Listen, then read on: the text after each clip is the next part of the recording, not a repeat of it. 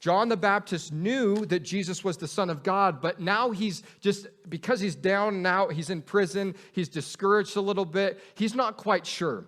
He's having some doubts. So he sends 2 of his disciples to go to Jesus and to say, hey, Jesus, verse 3 of Matthew chapter 11, are you the coming one, or do we look for another? And this phrase, the coming one, comes from Psalm chapter 40, verse 7, about the Messiah, the one who would come. Are you the Messiah, the one who was prophesied about in the Old Testament? Should we continue to wait on you, or should we be looking for someone else? Maybe that's a question that you're thinking about today. Jesus, are you legit? Are you really who you said you are? Or should I be looking for some other truth out there? John's experiencing some doubts here, and sometimes in our lives, we experience doubts as well. John was a mountain of a guy spiritually that we still see he's having a hard time. This happened with Moses back in the book of Numbers. In Numbers chapter 11, verses 14 through 15, Moses experiences some doubt as well.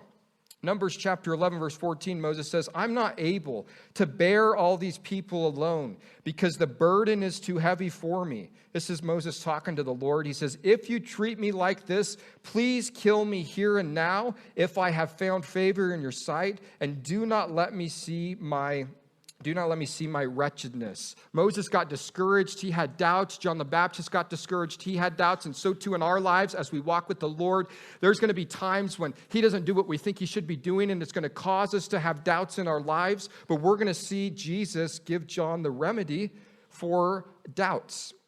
One thing we have to realize, there's a difference between doubting and unbelief. Doubt is seeking out an answer. Unbelief won't receive an answer. Unbelief says, I don't care what the answer is. I'm not going to receive it. Doubt says, I'm looking. I'm trying to figure this thing out. I'm trying to solve the puzzle. And here John is just trying to add things up so it makes sense in his mind. Verse 4, this is what Jesus tells John's disciples to tell John. Jesus answered and said to them, how dare John doubt me? No, that's not what he says. And that brings me great comfort, actually.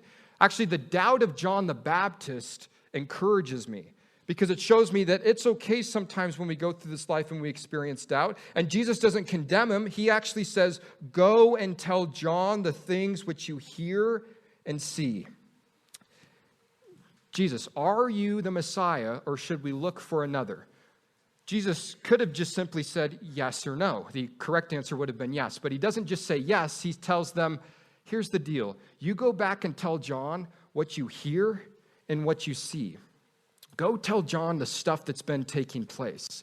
And so too in our lives, the remedy for doubt is seeing that the things that we've heard about are now being fulfilled. Go tell John, and he's going to quote from Isaiah chapter 35, go tell John that the scripture is being fulfilled even now.